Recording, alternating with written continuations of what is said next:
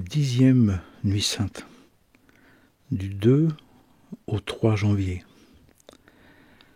La force du silence. On dit que le silence est la source de la parole, la source du verbe. On dit aussi que le silence,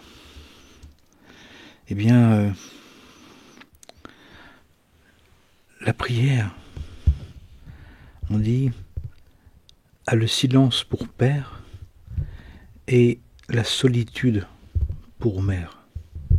C'est de Jérôme Savoranol. C'est dire à quel point, dans le silence, nous pouvons retrouver notre origine spirituelle, de retrouver le lien avec le divin Père sagesse et Mère intelligence. Bien évidemment, de faire silence, c'est d'abord d'apprendre à moins parler, à mieux parler, à ne pas parler. De faire silence, c'est pour arriver à être silence dans le temps. Et pour cela, c'est de comprendre que dans les mots, entre les mots, il y a du blanc. Il y a du blanc entre chaque lettre noire. Et le silence, c'est ce blanc-là. C'est cette parole invisible. C'est ce verbe saint. C'est ce souffle sacré qui unit les lettres, qui unit les mots, qui unit les phrases, le texte. Et c'est celui-là qui est la source de ce qui est écrit, c'est-à-dire de ce qui est visible, de ce qui est vu, mais aussi de ce qui est éphémère. Et on nous dit que la force du silence, ça va être justement la possibilité, en quelque sorte, d'ouvrir les lettres, d'ouvrir les mots, de faire en sorte que il y ait un espacement, il y ait un souffle nouveau, il y ait une distance, une profondeur, un approfondissement, à la fois dans ce qui est dit, mais aussi dans ce qui est vécu. Ce qui fait que même si le silence passe par la retenue des mots, voire par l'absence de la parole, volontairement, choisi, c'est en particulier pour permettre un renouveau du verbe à travers la partie de la parole qui ne peut pas se dire, mais qui peut se vivre. Une fois qu'on a dit quelque chose, il y a l'expérience de ce qui a été dit à vivre. Et ça se passe dans le silence.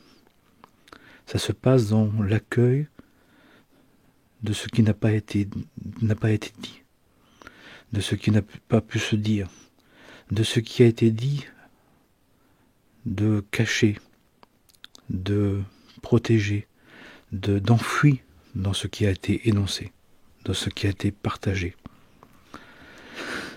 Ce qui fait qu'on nous dit que le silence, c'est ce qu'il y a dans le cœur. Et toute l'œuvre spirituelle, c'est justement de rentrer dans le cœur, de rentrer dans le sein des saints. Sur le cœur, ou à l'extérieur du cœur, le bruit extérieur.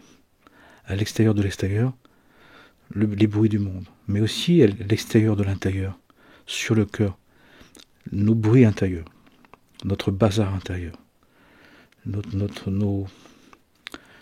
verbiages, nos calomnies, nos médisances, nos racontages.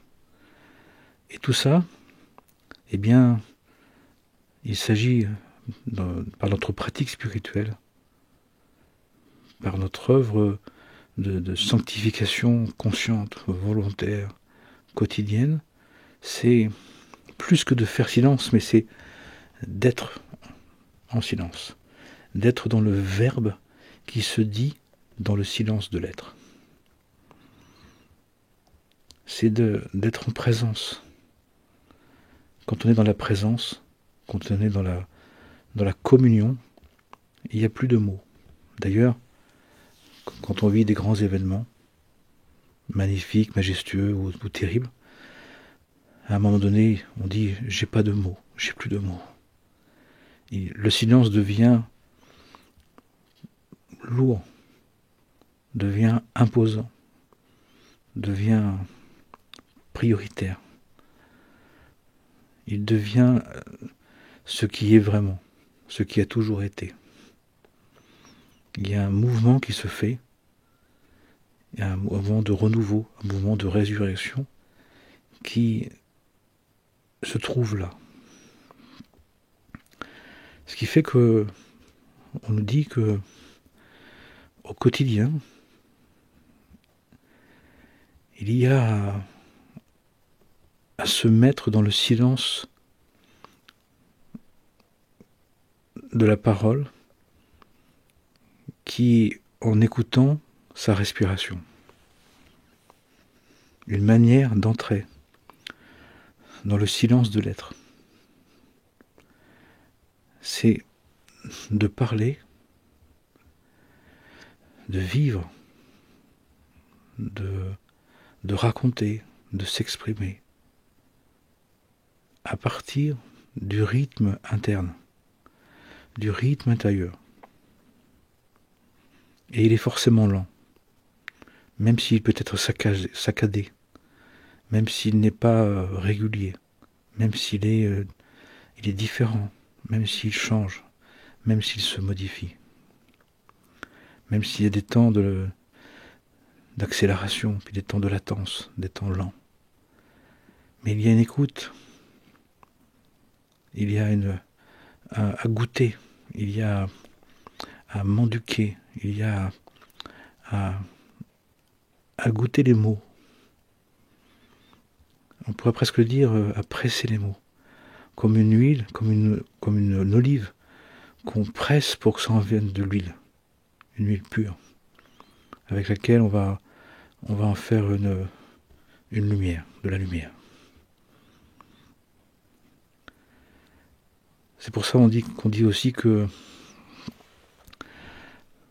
la voie du silence, ça nous propose de développer la voie de l'écoutant, la vocation de l'écoutant, cette capacité à entendre, mais à écouter.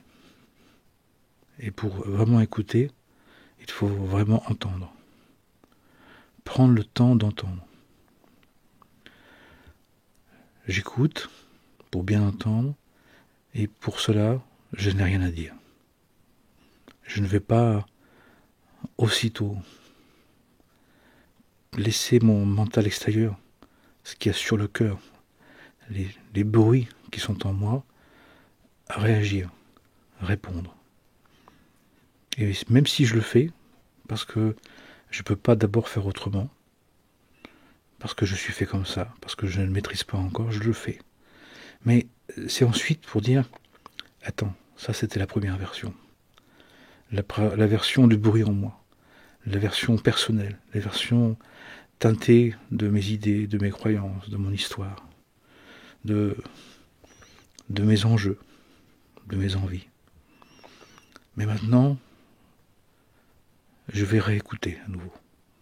Je vais te réécouter, ou je vais me réécouter, pour entendre avec un autre degré de mon être, qui fait que je vais prendre le temps long, un temps lié à ma respiration, sur ma respiration, sur la respiration physique, mais sur la respiration physique de mon être.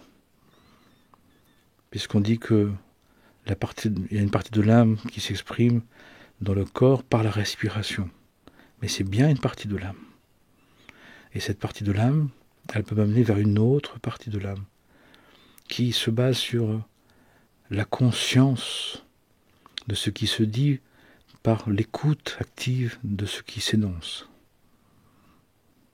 Et là, il y a un autre jeu. C'est comme passer du sens littéral des choses à un sens allusif. Et aussi un sens d'une expérience. Le silence, c'est l'expérience de ce qu'il y a entre les mots, entre les lettres, entre ce qui est dit et ce qui n'est pas dit, entre l'inspire et l'expire. C'est le dialogue qui est en plus du dire. C'est l'expérience intérieure de ce qui, non pas simplement est dit et n'est pas dit, mais ce qui ne peut pas se dire, ce qui n'a jamais été dit, ce qui ne peut pas s'énoncer. Il y a ce que l'on dit, il y a ce qu'on ne dit pas, mais il y a aussi ce qui ne peut pas se dire, mais il y a aussi ce qui n'a pas à se dire. Puis ensuite, il y a le verbe. Derrière la parole, il y a le silence, et derrière le silence, il y a le verbe divin, qui peut venir comme une percée, comme un foudroiement, comme une révélation, comme un mot, comme une parole. Un verbe qui transcende, un verbe qui réinsuffle, un verbe qui vient trancher, un verbe qui vient guérir, un verbe qui vient retourner, un verbe qui vient révéler. C'est comme un état de méditation. C'est comme lire sur une page blanche du cœur le verbe qui s'énonce à un moment donné, mais qu'on ne peut pas préméditer, qu'on ne peut pas saisir, qu'on ne peut pas flouer, qu'on ne peut pas violenter. C'est impossible. D'ailleurs, c'est pour ça que un être qui trouve ce saint des saints, cet espace du silence, qui derrière cet espace du silence qui derrière la parole porte le verbe, devient incorruptible, devient inaltérable. Malgré le malheur, malgré la violence, malgré les viols, malgré les abus, il y a un espace en nous qui est inviolable, que personne ne peut violer, ne peut effracter, même pas nous-mêmes. Il y a une part en nous qui ne peut pas être effractée par les maux du monde extérieur, mais ni par notre personnalité. Et dans ce cœur, dans notre cœur, il y a la table du silence, le verbe divin qui peut s'énoncer. Une présence divine qui à un moment donné peut se révéler. Seigneur, dis-moi une seule parole. Dis-moi une parole et je serai guéri. J'ai noté que dans le texte, il y a un autre texte qui nous dit « Si quelqu'un m'aime, il gardera ma parole, et mon Père l'aimera, et nous viendrons vers lui, et nous ferons une demeure chez lui. » Jean 14, 23. Incroyable. Donc le silence, c'est pas seulement l'absence de bruit. Si on cherche l'absence de bruit, on ne cherche pas le silence. On cherche à ne plus subir le bruit du monde. Mais en se mettant de côté, on va rencontrer nos bruits personnels. Mais le silence peut se trouver au milieu du bruit. Parce que c'est la conscience d'une présence qui nous anime. C'est la conscience que le silence est la source de la parole.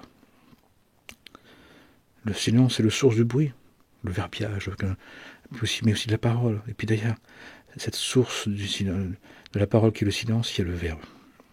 Et pour qu'il y ait le verbe qui s'énonce, il faut arriver justement à faire le silence.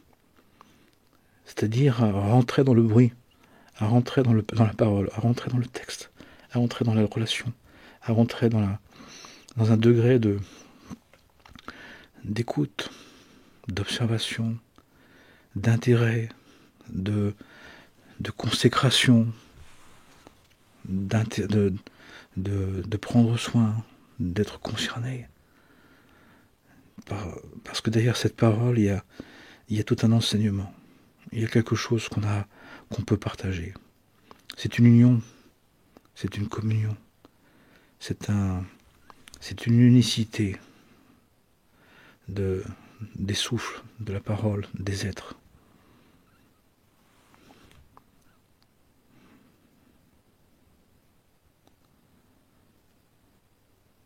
C'est une rencontre des cœurs, d'âme à âme, mais à cœur. C'est une alliance qui se vit, c'est une alliance qui se découvre, c'est une alliance qui se retrouve. C'est quelque chose d'absolument extraordinaire. C'est rare, c'est très précieux. Et c'est ce qu'on cherche. C'est ce qu'on cherche. Même les personnes qui ont des addictions, qui sont dans des expériences de drogue, on parle qu'à un moment donné, il y a quelque chose de ce degré-là. Malheureusement, il l'utilise comme par des catapultes chimiques ou autres qui n'ayant pas construit une échelle, n'est pas construit un pont, ils sont catapultés. Et donc après la lune de miel, c'est la chute, c'est l'effondrement. Alors que tout le travail spirituel, c'est d'arriver à des mêmes états de conscience, et même d'autres encore. Mais par une construction progressive. Établir l'échelle de Jacob. On crée le pont de corde. On crée l'escalier, on crée la possibilité de monter et de descendre. Maîtrise, au fur et à mesure. Autorisation divine, sans effraction. Sinon, on se croit dans une montée, mais on est dans une descente. On le sait parce que quand on est dans une montée spirituelle, on ne peut pas redescendre. Il n'y a pas une chute, il n'y a pas une dépression.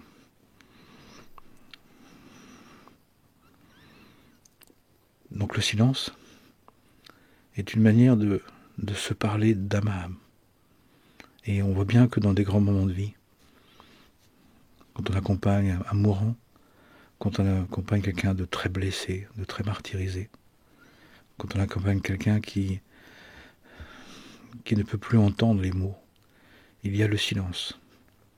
Parce que le silence, c'est le verbe qui réunit les mots, le verbe qui unit les âmes. C'est le verbe qui est présent comme une feuille blanche derrière tout ce qui se passe.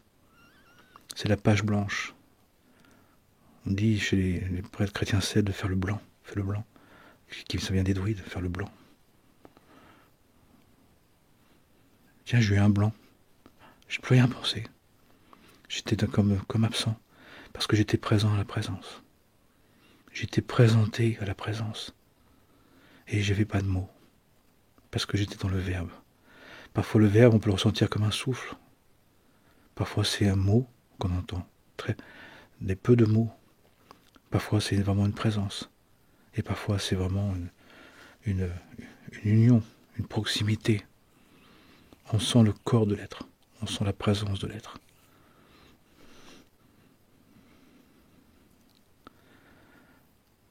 Puissions-nous, en cette 10e nuit sainte, nous amuser, dans le bon sens du terme, comme un enfant qui sait apprécier le silence comme un autre degré de présence, un autre degré du verbe. Qui est notre devenir, nous dit-on, qui est le devenir de l'humanité.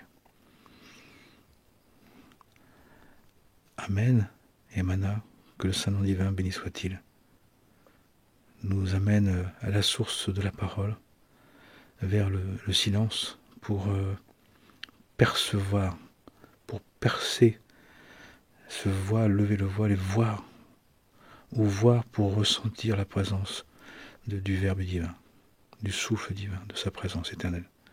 Béni soit-elle pour le bien de tous les êtres, sans exception. pour la guérison de toute la création et de toute l'humanité, si Dieu veut comme il veut, et pour, dans ces temps messianiques à venir, qui doivent apporter justement ce degré du Verbe, qui fait que le monde va retrouver la conscience d'un silence qui habite la présence. Amen et Amana.